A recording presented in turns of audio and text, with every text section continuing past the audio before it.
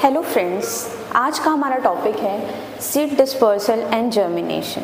सबसे पहले seed dispersal और जर्मिनेशन समझने से पहले हम ये समझेंगे कि सीड क्या होता है, डिस्पर्सल क्या होता है और जर्मिनेशन क्या होता है। सबसे पहले टॉपिक के बारे में समझेंगे जो चैप्टर का नाम है। तो सीड क्या होता है, हिंदी में तो हम जान रहे हैं कि सीड बीज को बोलते हैं, ठीक है। तो ये होता है एक fertilised mature fertilised ovule. Seed को क्या बोलते हैं? मैच्योर, इसका प्रॉपर डेफिनेशन बोलेंगे अ मैच्योर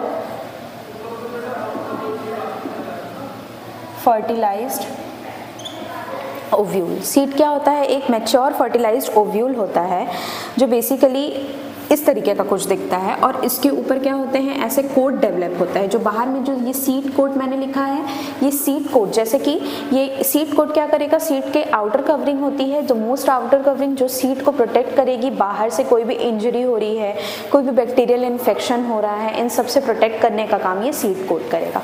तो सीड क्या है? एक मैच्योर फर्टिलाइज्ड ओव्यूल है जिसके थ्रू क्या कर रहा है, नए न्यू प्लांट्स जो डेवलप हो रहे हैं वो इसी से हो रहे हैं। किससे? सीड से।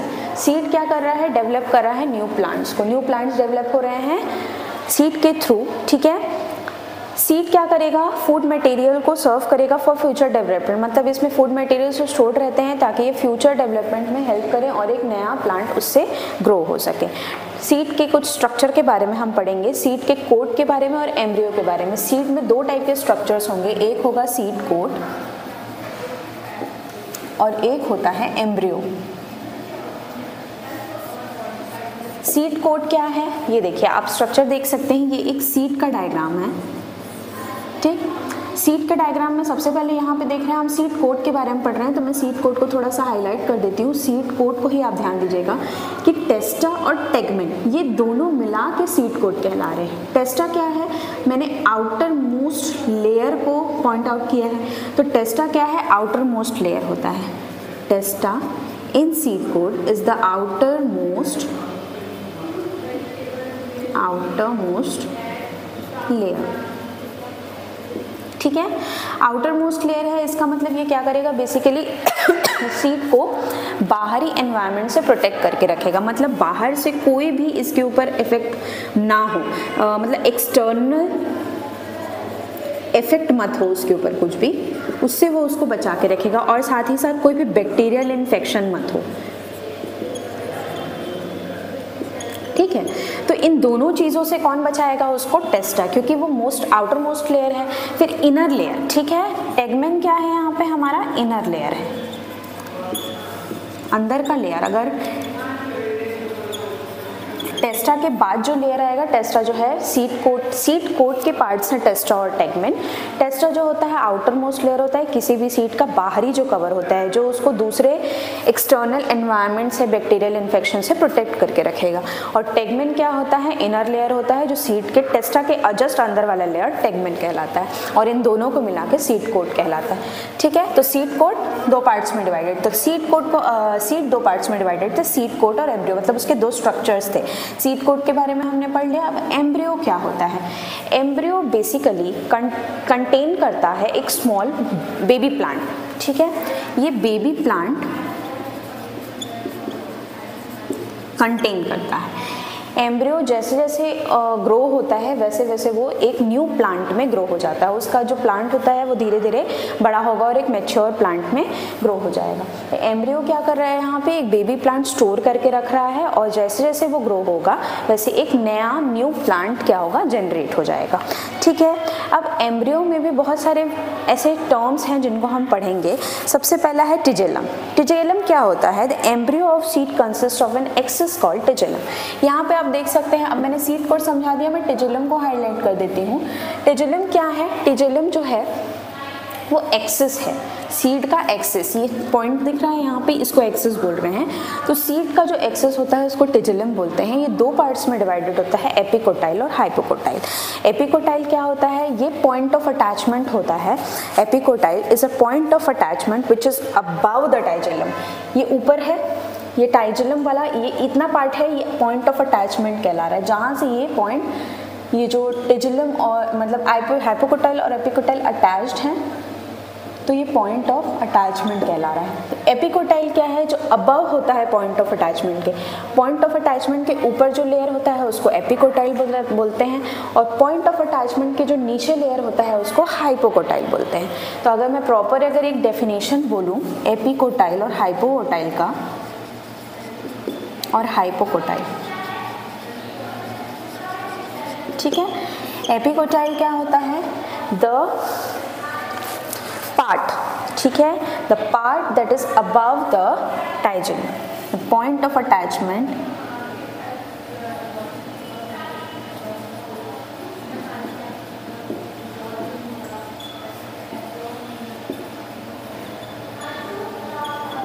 Above the point of attachment को एपिकोटाइल बोलेंगे, हाइपोकोटाइल होगा below the point of attachment.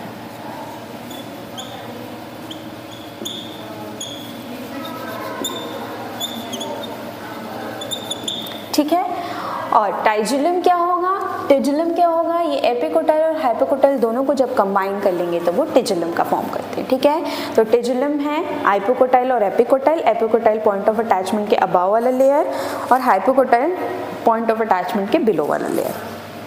ठीक है, नेक्स्ट हम देखते हैं और डिस्पर्सल ऑफ सीड्स। यहाँ तक हमने टॉपिक में क्या क्या देखा एक बार ओवरऑल देख लेते हैं, क्योंकि मेन टॉपिक है हमारा सीड, हम सीड के बारे में देख रहे हैं। तो सीड के बारे में पढ़ने के लिए हमने क्या किया, सीड का पहले डेफिनेशन देखा कि सीड क्या होता है, एक मैच्योर फर्टिलाइज्ड ओव्यूल है। ठीक है, जिससे न्यू प्लांट्स डेवलप होंगे। ठीक, सीड से ही नए प्लांट्स जो होंगे, मैच्योर प्लांट्स होंगे, वो डेवलप होते हैं। सीड दो पार्ट्स में, हम उसको दो तरीके से बोल सकते हैं, दो चीज़ें होती हैं उसमें, दो कंपोनेंट्स होते हैं बेसिकली। एक होता है सीड कोड और दूसरा होता है एम्ब्रियो। ये एक सीड का डायग्राम है, ये आप देख सकते हैं क्या है, सीड का डायग्राम है, जिसमें सीड कोड क्या है, सीड कोड ये है टेस्टा और टेगमेन, ये दोनों लेयर्स को कंबाइन करेंगे, ये सीड कोड कहलाता है। टेस्टा जो होता है वो आउटर मोस्ट लेयर होता है और टेगमेन जो होता है वो क्या होता है, इनर मोस्ट लेयर होता है, इनर लेयर होता है। टेस्टा आउटर लेयर है, इसका मतलब वो बेसिकली क्या करेगा, लेयर्स जो आउटर लेयर होते हैं वो क्या करते हैं, प्रोटेक्ट करेंगे, किसको, सीड को प्रोटेक्ट करेंगे। किस चीज़ों से, कोई भी एक्सटर्नल इफेक्ट मत हो, इंजरी मत हो, उसको कोई चोट मत लगे। ठीक है, इंजरी से प्रोटेक्ट करके रखेगा। और दूसरा है उसको बैक्टीरियल इन्फेक्शन से बचाएगा, कोई भी उसके ऊपर इन्फेक्शन मत हो। और टेगमेन क्या है, वो इनर लेयर है। ठीक है, अब नेक्स्ट है एम्ब्रियो। एम्ब्रियो क्या करता है, बेबी प्लांट कंसिस्ट करता है। इसमें बेबी प्लांट होता है, मतलब धीरे धीरे जैसे ही एम्ब्रियो डेवलप होगा मैच्योर प्लांट में डेवलप हो जाएगा। इनमें भी दो पार्ट्स हम एम्ब्रियो के अंडर में पढ़ेंगे, मतलब टिजुलम वर्ड पढ़ेंगे। टिजुलम वर्ड के अंदर दो चीज़ें आएंगी, एक एपिकोटाइल होता है और हाइपोकोटाइल होता है। एपिकोटाइल जो होता है यहाँ पे पॉइंट ऑफ अटैचमेंट इसको कहा जाता है। तो जो पॉइंट ऑफ अटैचमेंट के अबव वाला लेयर होगा, मतलब अबव वाला पार्ट होगा, उसको बोलेंगे एपिकोटाइल, और जो बिलो होगा पॉइंट ऑफ अटैचमेंट के उसको बोलते हैं हाइपोकोटाइल। ठीक है, तो हमने ये टॉपिक पढ़ लिया। यहाँ पे और भी दो चीज़ें हैं, जैसे कि प्लूम्यूल। प्लूम्यूल क्या है, प्लूम्यूल ऐसा पॉइंट है, ऐसा प्लेस है जहाँ से शूट डेवलप होता है या शूट अराइज होता है। ठीक है, ये एक ऐसा पार्ट है सीड का जहाँ से शूट अराइज होगा। और रेडिकल आप आर से समझ सकते हैं कि यहाँ से क्या होगा, रूट अराइज होगा। ठीक है, तो सीड के जो प्लूम्यूल वाला लेयर होता है, प्लूम्यूल वाला पार्ट होता है, उसके थ्रू शूट्स डेवलप होते हैं, प्लांट्स के शूट्स डेवलप होंगे। ठीक है, और रेडिकल क्या होगा, ये ऐसा पार्ट होता है सीड का जिससे रूट्स डेवलप होंगे, जो रूट्स जो होंगे पेनिट्रेट करेंगे सॉइल के अंदर। तो ये होता है प्लूम्यूल एंड रेडिकल। कॉटिलिडन्स क्या है, जैसे आपने आई होप आपने काऊ पी यानी बरबट्टी की बीज देखी होगी। बरबट्टी के सीड को अगर, या तो किडनी बीन्स, राजमा वगैरह को भी, जब हम उसको बीज से डिवाइड कर देते हैं तो वो इस तरीके के पार्ट्स में डिवाइड हो जाते हैं। वो एक प्रॉपर पहले इस शेप में रहेंगे, पहले इस शेप में रहेंगे। ठीक है, और जब हम इसको बीज से डिवाइड कर दें तो वो कुछ ऐसा दिखेगा, और उनके एक एक पार्ट को कॉटिलिडन कहा जाएगा। ये कॉटिलिडन है, इन दोनों को मिला देंगे कॉटिलिडन्स हो जाएंगे। ठीक है, प्लूरल में अगर बोलेंगे तो वो दोनों चीज़ें क्या होंगी, कॉटिलिडन है। ये भी कॉटिलिडन है, ये भी कॉटिलिडन है। तो जो ऊपर वाला पार्ट है वो क्या कहलाएगा, प्लूम्यूल। एक बार स्ट्रक्चर आप फिर से रिवाइज कर लिए। एक बार ऊपर वाला जो लेयर है जो शूट को अराइज करेगा, that is called plumule, and the lower part which will give rise to root is called radicle. Testa and tegmen. What is testa? Testa is the outermost layer which protects basically the seed from the external effect or any type of injury or any type of bacterial infection. And tegmen, what is tegmen? Tegmen is the inner layer of the seed. ठीक, ये covering है basically seed coat है। उसके बाद epicotyl, hypocotyl क्या है, point of attachment above, जो above रहेगा उसको एपिकोटाइल बोलेंगे और पॉइंट ऑफ अटैचमेंट के बिलो वाला पार्ट कहलाएगा हाइपोकोटाइल, और इन दोनों को जब कंबाइन करेंगे तो वो कहलाता है रीजन। ठीक है, अब हमारा नेक्स्ट टॉपिक है, हम आगे प्रोसीड करेंगे। हमारा नेक्स्ट टॉपिक है डिस्पर्सल ऑफ सीड्स। ठीक है,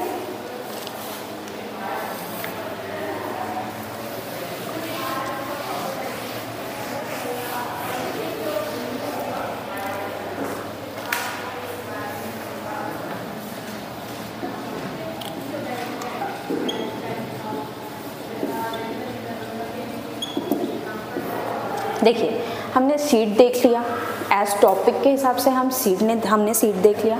अब हम डिस्पर्सल देखेंगे। डिस्पर्सल बेसिकली क्या है, डिस्पर्स होना, फैलना, किसका, सीड का।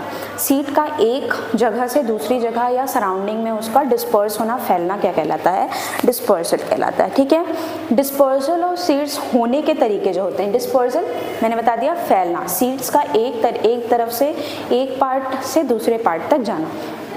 डिस्पर्सल ऑफ सीड्स भी बहुत टाइप के होते हैं, मतलब बहुत सारे वेज के थ्रू सीड्स डिस्पर्स होती हैं। सबसे पहला है dispersal through wind and air, हवा से। ठीक है, हवा से, ठीक है, जो सीड्स होंगी वो डिस्पर्स होंगी, फैलेंगी। दूसरा है बाय वाटर, वाटर के थ्रू डिस्पर्सल होगा। थर्ड है एनिमल्स, एनिमल्स भी एक मेजर कॉज है सीड के डिस्पर्सल के लिए। और फोर्थ है ऑटो कैरी, ऑटो कैरी या फिर हम बोल सकते हैं सेल्फ डिस्पर्सल।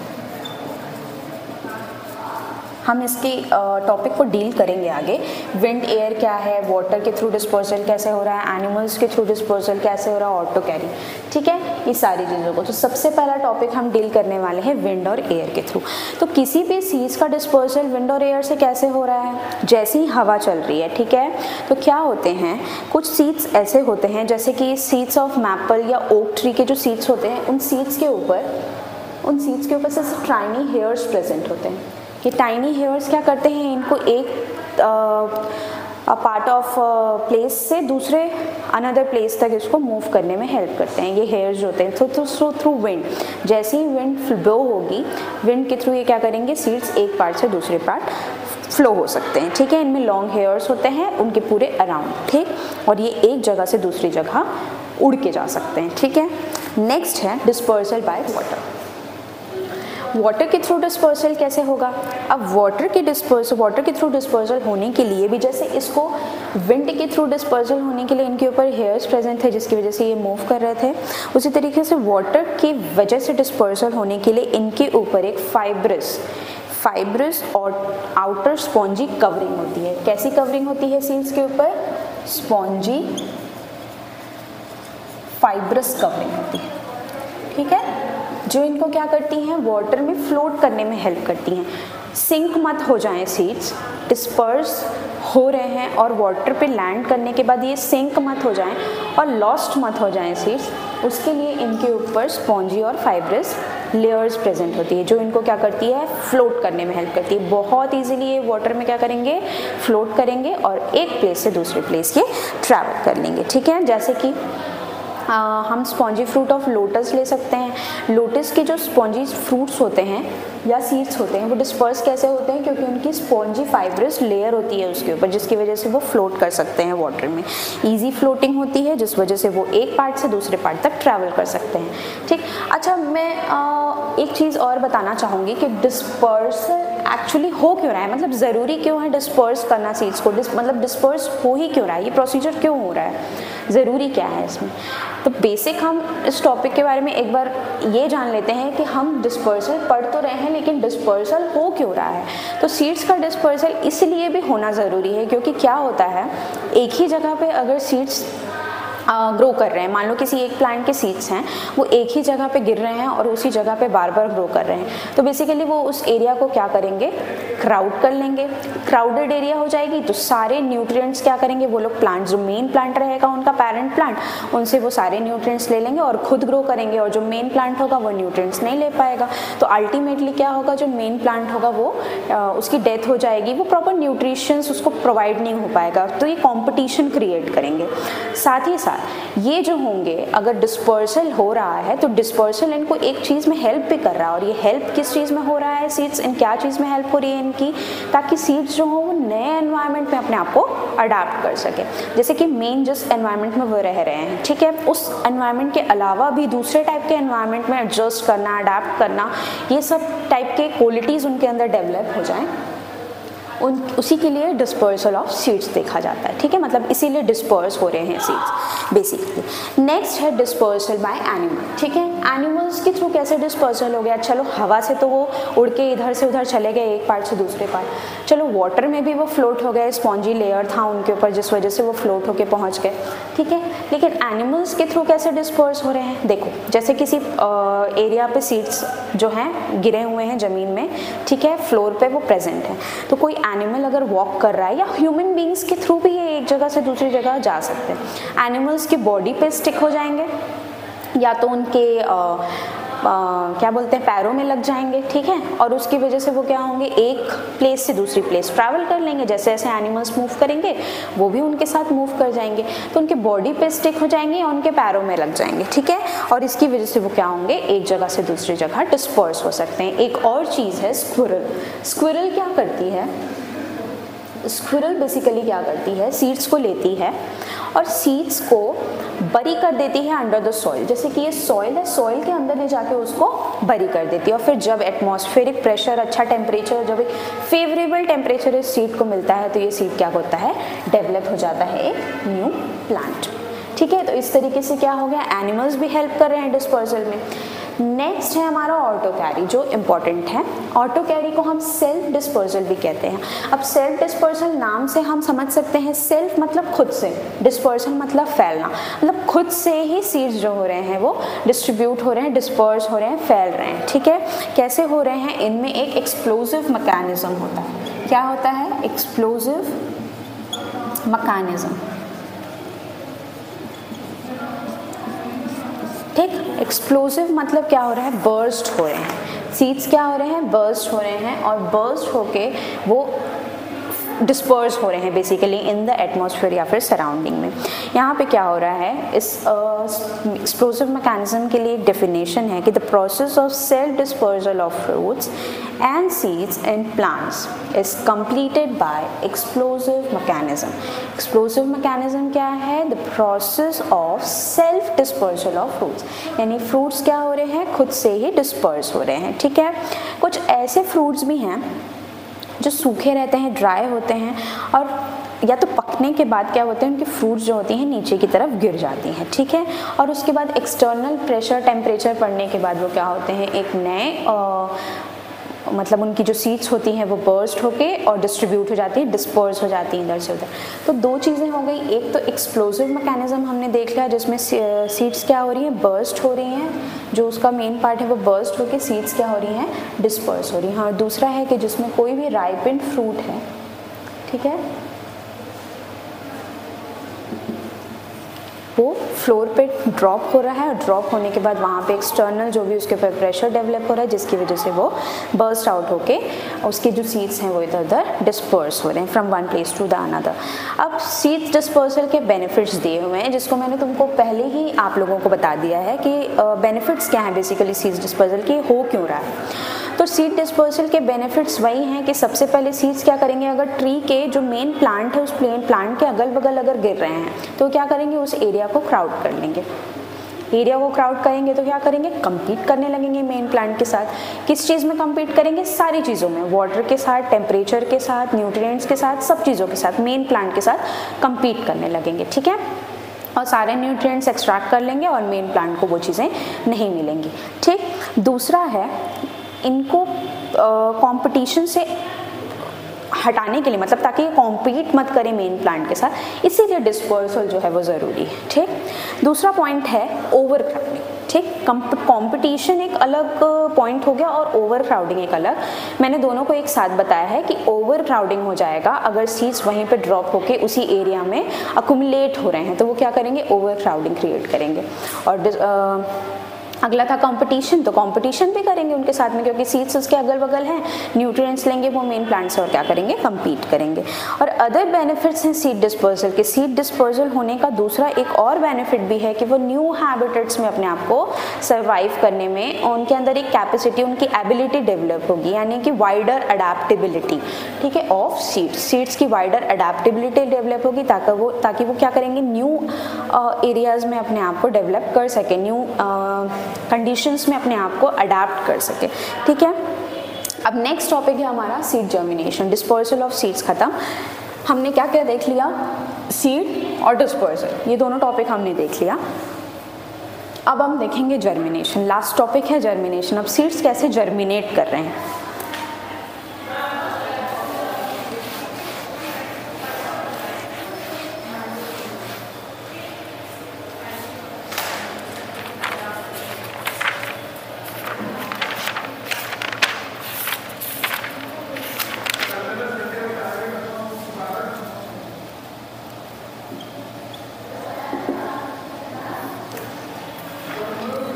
देखो जर्मिनेशन क्या होता है बच्चों, a seed contains a plant embryo in a resting state. एक सीड क्या होता है, वो सीड में एक एम्ब्रियो होता है। मैंने बताया था सीड क्या होता है, सीड के बारे में जब एक्सप्लेन करा था तो मैंने एक एम्ब्रियो वर्ड यूज़ किया था। तो सीड में क्या होता है, एम्ब्रियो होता है। ये एम्ब्रियो क्या करता है, उस प्लांट को डेवलप करने में हेल्प करता है, मतलब इसी के थ्रू क्या होगा, एक नया प्लांट डेवलप होगा। इसी प्रोसेस को जिसमें से सीड्स एक नए प्लांट में ग्रो होते हैं। जर्मिनेशन का डेफिनेशन बेसिकली बताया जा रहा है कि जब सीड से न्यू प्लांट्स क्या हो रहे हैं, डेवलप हो रहे हैं, तो इसी को प्रोसेस को, इस प्रोसेस को ही क्या बोला जा रहा है, जर्मिनेशन। ठीक है, जर्मिनेशन क्या है, जिससे ऐसे मतलब सीड से जब नए प्लांट्स का डेवलपमेंट हो रहा है, उसी प्रोसेस को, उस फिनोमेना को जर्मिनेशन कहा जा रहा है। जर्मिनेशन का भी मैकेनिज्म है कि जो सीड्स है वो जर्मिनेट बेसिकली कैसे हो रहा है। ठीक है, सीड्स जो होते हैं, पहले क्या करेंगे, हमने सॉइल में सीड्स डाला। अब देखो कि ये सीड का जर्मिनेशन का प्रोसेस क्या है। सबसे पहले क्या करेगा, सीड क्या करेगा, वाटर एब्जॉर्ब करेगा। फर्स्ट प्रोसेस जो होगा वो होगा एब्जॉर्प्शन ऑफ वाटर।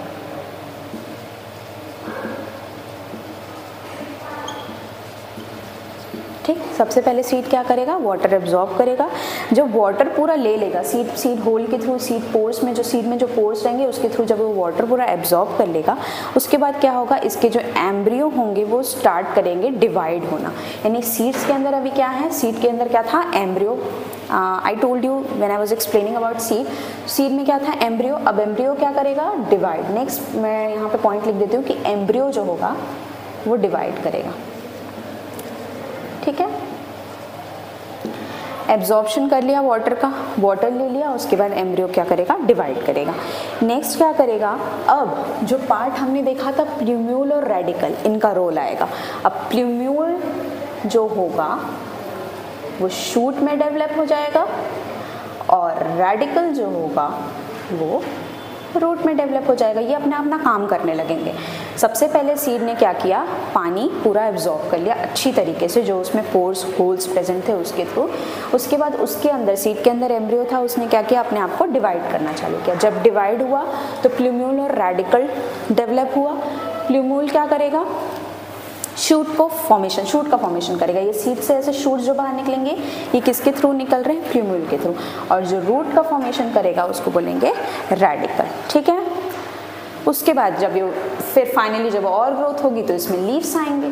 ठीक, फिर फ्रूट्स भी आएंगे, ये सब का डेवलपमेंट होगा। ठीक, और धीरे धीरे क्या होंगे, कॉटिलिडन्स जो होंगे, जो सीड का कॉटिलिडन है, जो ये सीड है, ये सीड ऐसा था। ठीक है, उसके बाद ये क्या किया, यहाँ से जो था, यहाँ से ये जर्मिनेशन बेसिकली कैसा हो रहा है, ये सीड जो हमने अभी डायग्राम बनाया था, ये सीड था, इस सीड से यहाँ से निकला प्लूम्यूल और ये निकला रेडिकल। ये शूट में डेवलप करने लगा और ये नीचे रूट का फॉर्मेशन करने लग गया। कुछ ऐसा डेवलपमेंट हो रहा है। अब कौन कौन से ऐसे फैक्टर्स हैं सीड जर्मिनेशन को अफेक्ट करते हैं,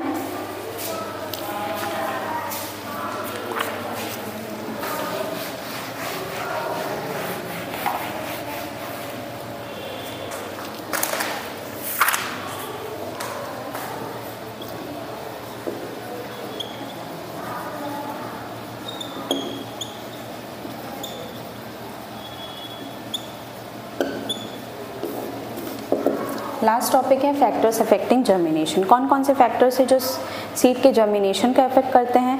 तो इसमें हो सकता है कि कुछ एक्सटर्नल और इंटरनल, दो टाइप के फैक्टर्स हैं। एक होता है एक्सटर्नल फैक्टर और एक होता है इंटरनल फैक्टर। ठीक है, एक्सटर्नल इंटरनल दो टाइप के ऐसे फैक्टर्स हैं जो बेसिकली सीड के जर्मिनेशन को अफेक्ट करेंगे। इंटरनल फैक्टर्स जैसे कि बोल सकते हैं उनकी एंजाइम्स जो भी मैच्योरिटी है एम्ब्रियो की वो सब, और इंटरनल फैक्टर्स एक्सटर्नल फैक्टर्स में हम कह सकते हैं कि टेम्परेचर है, प्रेशर है, ठीक है, ये सब क्या है एक्सटर्नल, बाहरी जो भी चीज़ें उनको सीड्स को इफेक्ट कर सकती हैं। और इंटरनल फैक्टर्स क्या हो सकती हैं जो इनर वे में उनको इफेक्ट करी, जैसे सीड डोरमेंसी हो गया,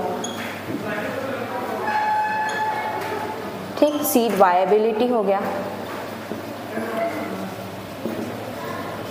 ठीक, ये दो टाइप के फैक्टर्स, एक्सटर्नल फैक्टर हो गया और क्या हो गया इंटरनल फैक्टर। ठीक, एक्सटर्नल फैक्टर जो बाहरी तरीके से सीड्स को इफेक्ट करेंगे और इंटरनल फैक्टर जो सीड के खुद इंटरनली उसको इफेक्ट करेंगे जर्मिनेट करने से। तो फ्रेंड्स, आज का ये टॉपिक हमारा seed dispersal and germination complete होता है।